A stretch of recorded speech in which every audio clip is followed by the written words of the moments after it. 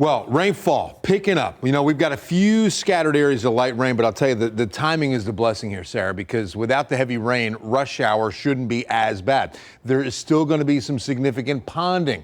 We've had some heavy pockets of rain. I'm going to show you some of the totals I was just looking at. Incredible. All right, but a live look at radar right now. And again, it's very, very light rain. I'm watching a pocket. If you go down I-35 right there, see that last little frame? Got some decent rain falling in Divine right now. So that's southwest Bear into southeast Medina County, right along I-35.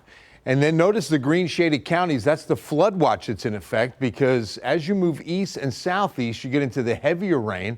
And what's expected to be the spot for the heavier rain, even this evening, like you see there right outside of Cuero.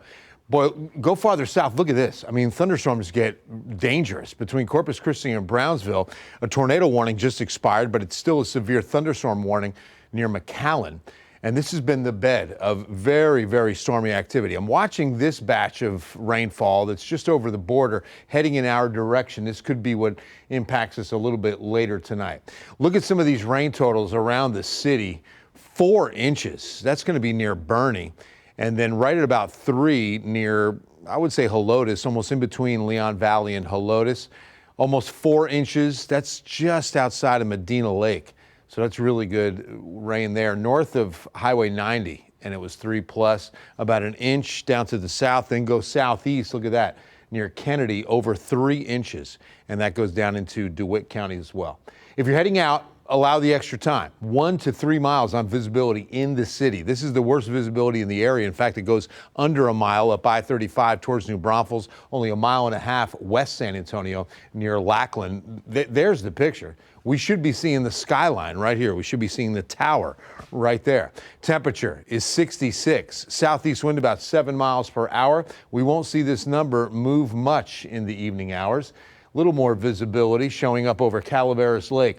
And numbers, again, holding mid-60s. Rain will be off and on with a break here and there. It could get heavy later on tonight and overnight. Let's look at future radar. I've got that batch moving in, but most of the heaviest staying to the south and east until we get into the overnight. Here's midnight.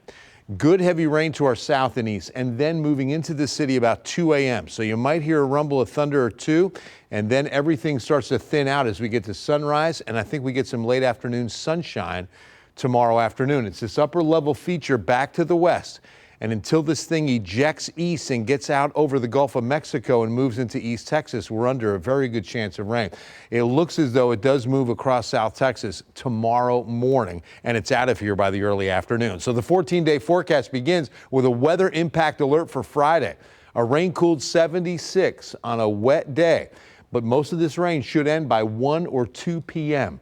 A dry afternoon, a dry Friday night. A dry weekend waiting for us with highs in the mid-80s. Very nice. Partly cloudy skies with a front coming through Monday. So we'll get a wind shift and the humidity will drop. But it does appear we stay a bit on the cloudy and warm side as we head into the first several days of April. Sarah?